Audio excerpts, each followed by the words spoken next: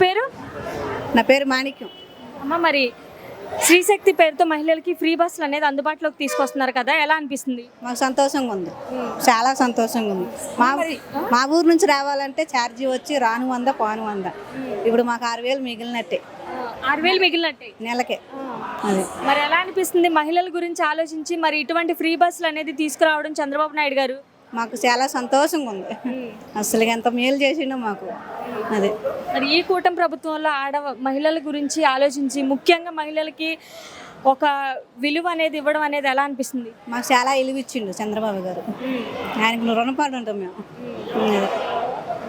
మరి చిన్న చిన్న జాబ్స్ చేసుకుంటూ మరి డైలీ బస్సులో తిరిగే వాళ్ళు ఉంటారు కదమ్మా, వాళ్ళు కొంతవరకు మరి సేవ్ అయినట్టే అంటారు ఈ ఫ్రీ బస్సులు పెట్టడం వల్ల? సేవ్ అయినట్టే, చాలా మంది సేవ్ అయినట్టే. అసలు ఎంతో మంది సేవ్ అయినట్టే, వాళ్ళకి డబ్బులు కూడా మిగిలినట్టే.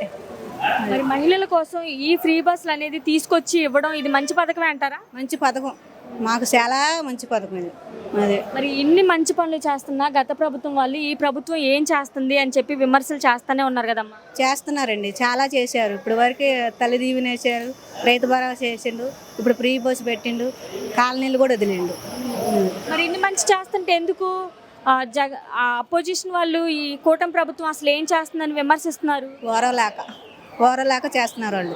అదే ఒక్క మాటలో ఈ ఫ్రీ బస్ పథకం మీద మీ అభిప్రాయం ఏంటి? మాకు చాలా సంతోషం అమ్మా, పథకం ఇంకా సంతోషం, అసలుకి చెప్పలేనంత సంతోషంలో ఉన్నాం మేము. మరి ఇప్పటి నుంచి ఫ్రీ బస్లో హ్యాపీగా తిరుగుతారా? ఓకే, తిరుగుతాం, ఎక్కడికైనా వెళ్తాం.